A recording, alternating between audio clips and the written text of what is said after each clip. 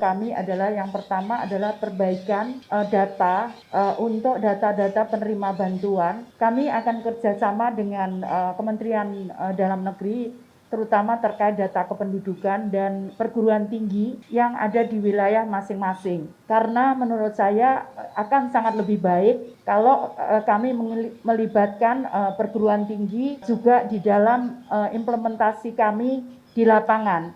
Sehingga output atau goal-nya bisa dilihat dan bisa kita lakukan evaluasi bersama dengan perguruan tinggi. Yang kedua adalah kami akan menyampaikan ke Bapak Presiden bahwa program-program kami adalah program pemberdayaan. Jadi sebagaimana diamanatkan di undang-undang bahwa yang pertama adalah kemanusiaan, keadilan, dan fakir miskin itu dan anak-anak terlantar itu di bawah tanggungan pemerintah. Karena itu kami akan perhatian terhadap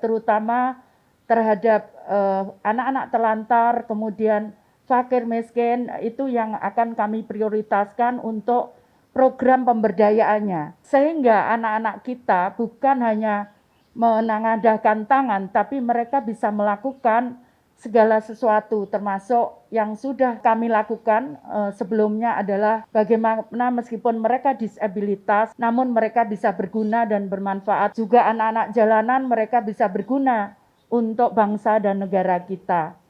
Yang ketiga adalah kami akan melakukan pemberdayaan karena dengan kerjasama dengan beberapa kementerian, misalkan Kementerian Koperasi, Perdagangan, Perindustrian, karena kami akan memberdayakan kalau suaminya sudah bekerja, namun kondisinya dia masih butuh bantuan atau miskin, maka kami akan melibatkan mesin yang kedua yaitu kaum ibu-ibunya. Kami akan bekerja sama dengan program yang sama. Tadi saya sampaikan membentuk koperasi bisa di tingkat kecamatan dan bisa di tingkat kelurahan. Kita akan lihat perkembangannya membutuhkan karena tiap daerah itu mempunyai karakteristik yang berbeda-beda. Namun kita punya pengalaman bahwa koperasi itu sangat membantu. Kemudian juga bagaimana meningkatkan income dan mengurangi pengeluaran. Itu yang kita lakukan. Jadi misalkan mengurangi pengeluaran, kita berikan program-program pertanian yang bisa dilakukan dengan cara sederhana, sehingga tentunya bekerja sama dengan Kementerian Pertanian, sehingga bisa dikurangi untuk pengeluaran. Kemudian untuk peningkatan pendapatan, maka kita akan buat program-program, tadi saya sampaikan bekerja sama dengan kementerian-kementerian yang lain.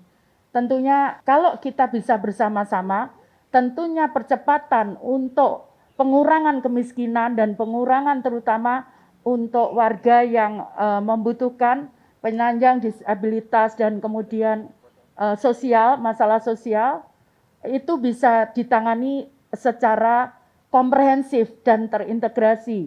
Meskipun kami harus melakukannya tidak bisa sendiri, kami harus bekerja sama dengan kementerian yang lain. Saya kira itu, dan kemudian yang terakhir tentunya untuk anak-anak terlantar.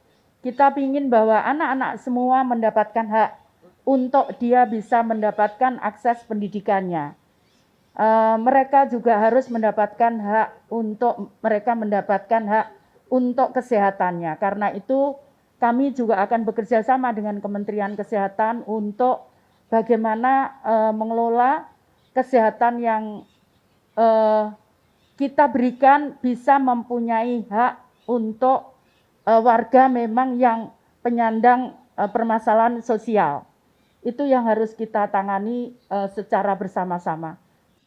Dalam konteks ini, tugas dan amanah yang disampaikan oleh Bapak Presiden dan Bapak Wakil Presiden teramat sangat berat. Karena kebangkitan bangsa Indonesia untuk pulih dari COVID-19 dan melanjutkan agenda pembangunan terutama di sektor pariwisata dan ekonomi kreatif akan sangat bergantung pada pemulihan kesehatan dari sisi COVID-19 dengan upaya kita menerapkan protokol kesehatan yang ketat dan disiplin. Yang kedua, tentunya adalah jutaan lapangan pekerjaan yang di sektor pariwisata maupun ekonomi kreatif berjumlah belasan, mungkin puluhan juta yang harus kita selamatkan. Adapun sektor pariwisata dan ekonomi kreatif ini akan menjadi lokomotif pasca pandemi COVID-19 untuk kita melanjutkan agenda-agenda pembangunan di sektor ini untuk terus membuka lapangan kerja seluas-luasnya dan menghadirkan kesejahteraan bagi para rakyat masyarakat Indonesia. Terakhir, strategi yang mungkin bisa diadopsi adalah strategi inovasi dengan menggunakan teknologi, menggunakan pendekatan-pendekatan big data, pendekatan kekinian untuk memetakan baik dari segi potensi maupun penguatan dan memastikan para pelaku sektor pariwisata dan ekonomi kreatif bisa bertahan. Tapi bukan hanya survive, but also thrive. Survive and thrive. Bertahan dan menangkap peluang menjadi pemenang. Strategi inovasi. Kedua adalah strategi adaptasi, karena kita sekarang menghadapi pandemi, mendahulukan kesehatan dan keselamatan di setiap destinasi pariwisata dan di setiap lini ekonomi kreatif, CHSE salah satunya, dan terakhir tentunya adalah kolaborasi. Kita akan berkolaborasi dengan semua pihak, kementerian, lembaga, pemerintah pusat, pemerintah daerah, pemerintah provinsi, pemerintah kabupaten kota, akademisi, universitas, maupun juga masyarakat dan dunia usaha. Teman-teman Kadin, HIPMI, teman-teman PHRI, dan seluruh asosiasi yang tergabung dalam sektor yang teramat sangat penting ini. Semoga Allah Subhanahu wa Ta'ala meridhoi dan memberikan kekuatan kita untuk keluar dari pandemi COVID-19 ini dan membangun sektor pariwisata dan ekonomi kreatif yang lebih baik lagi ke depan. Saya ucapkan terima kasih kepada para pemimpin-pemimpin Kementerian Pariwisata dan Ekonomi Kreatif sebelumnya. Tentunya kita harus terus menjalankan kolaborasi, melanjutkan yang baik, dan mengkoreksi apa yang perlu diperbaiki. Kami ditugasi, salah satunya adalah untuk mengatasi masalah yang disebabkan oleh virus SARS-CoV-2 ini. Sehingga semua anak-anak kita bisa segera kembali ke sekolah, belajar bertemu dengan guru-gurunya. Agar semua pengusaha-pengusaha UKM bisa membuka toko-tokonya dan kembali berdagang seperti biasa. Dan agar semua pekerja bisa datang kembali ke kantornya dan memulai hidupnya normal. Dan agar semua keluarga kita bisa kembali bersilaturahmi dengan sesama teman-teman dan keluarga mereka. Dan kami tidak mungkin melakukannya sendiri. Kami harus melakukannya bersama-sama. Kementerian Kesehatan tidak mungkin melakukannya secara eksklusif. Kita harus melakukannya secara inklusif.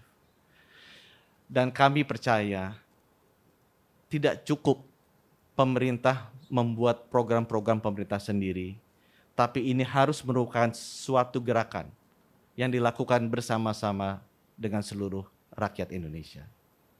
Saya percaya kalau kita bersatu bersama-sama dengan asosiasi, dengan pemerintah daerah, dengan seluruh komponen bangsa yang ada, kita bisa membangun sistem layanan kesehatan publik yang kuat dan siap mengatasi masalah SARS-CoV-2 ini.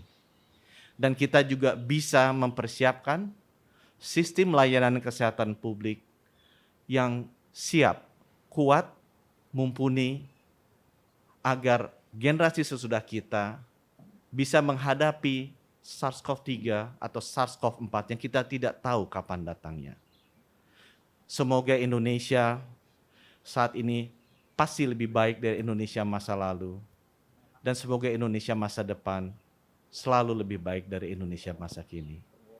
Setelah nanti resmi menjadi Menteri Agama, yang pertama ingin saya lakukan adalah bagaimana menjadikan agama itu sebagai inspirasi, bukan aspirasi.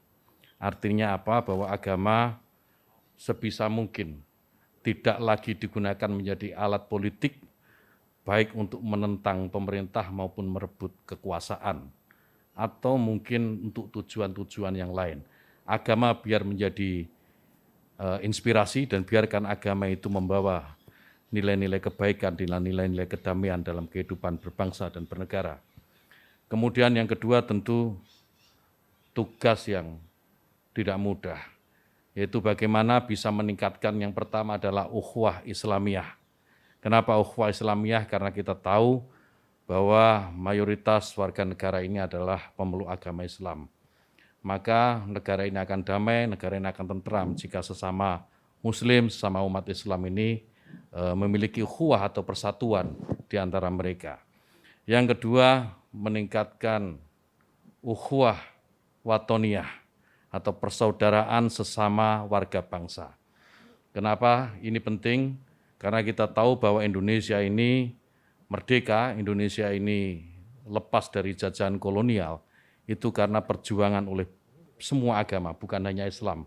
Umat Muslim, kaum Kristiani, Hindu, Buddha, Konghucu, dan semua agama yang ada di Indonesia pada waktu pergolakan kemerdekaan mereka terlibat.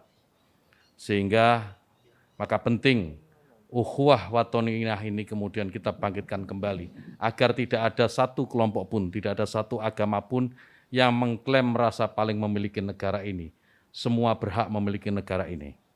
Kemudian yang ketiga, ukhuwah basyariah, persaudaraan atau persatuan sesama umat manusia. Saya sering mengutip dalam beberapa kesempatan apa yang disampaikan sahabat Nabi, sahabat Ali karamallahu wajhah, bahwa mereka yang tidak saudara dalam iman adalah saudara dalam kemanusiaan. Ini saya kira penting untuk menjadi kesadaran bagi seluruh warga bangsa ini. Jika ini dilakukan, maka saya meyakini ke depan Indonesia ini dengan jauh lebih tentram, dan pembangunan yang tadi sudah disampaikan oleh beberapa calon menteri tadi, itu akan lebih mudah untuk diwujudkan. Kemudian yang ketiga yang tidak kalah penting adalah bagaimana bisa memajukan pendidikan agama di lingkungan Kementerian Agama. Pendidikan agama apapun, termasuk tentu di dalamnya adalah pondok pesantren. Bagaimana pondok pesantren bisa didorong mandiri dan pada akhirnya akan melahirkan kader-kader terbaik bangsa, kader-kader terbaik yang bisa memberikan sumbangsih terbaiknya untuk bangsa dan negara. Saya kira demikian. Yang terakhir, mohon doa restu Bapak Ibu sekalian dan seluruh rakyat Indonesia agar amanah ini bisa saya laksanakan dengan sebaik-baiknya, istiqomah dalam kebaikan, dan tentu saja membawa kemajuan bagi bangsa dan negara. Amanah ini bukan amanah yang mudah, saya kira. Saya ingin berusaha bahwa ada sebuah wilayah karunia dari Allah Subhanahu wa Ta'ala yang memiliki satu potensi yang sangat besar, yang tentunya itu bisa menjadi kesejahteraan bagi bangsa ini. Nah, itu tentu saya akan belajar dan menggali, melakukan evaluasi untuk selanjutnya bisa dilakukan apa yang harus kami lakukan supaya itu bisa menjadi manfaat bagi bangsa. Begitu melimpah ikan-ikan di lautan, dan begitu melimpah juga potensi-potensi di kelautan, baik itu untuk sektor pariwisata, kemudian industri perikanan dan lain sebagainya, termasuk budidaya, dan tentu tidak melupakan dengan kebersinambungan lingkungan. Itu yang akan kami lakukan jika nanti kami sudah resmi menjadi Menteri Kelautan dan Perikanan. Saya kira itu saja, karena saya bukan tipikal orang yang bisa beretorika, tapi yang suka dengan bekerja dan bekerja keras. Dan saya sudah mewakafkan diri semenjak saya sebagai Wakil Menteri Pertahanan, sama seperti Mas Sandi, jadi mewakafkan diri untuk bangsa ini dan bekerja keras untuk bangsa ini.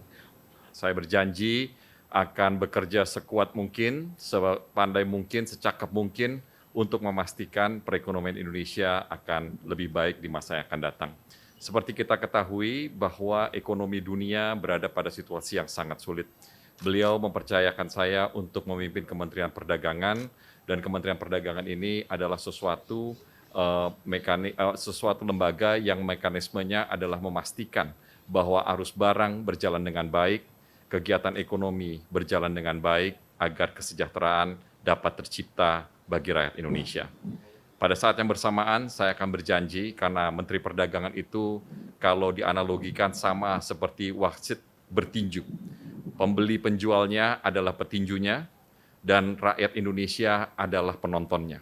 Ketika wasit tidak melakukan sesuatu dengan hal yang semestinya dilakukan, penonton dan petinju-petinju ini akan melihat kecurangan ataupun kekurangan. Oleh sebab itu, saya akan berjanji menjadi transparan. Kementerian ini akan memastikan juga bahwa ekonomi Indonesia harus berjalan secara baik, secara efisien untuk mensejahterakan bangsa dan negara.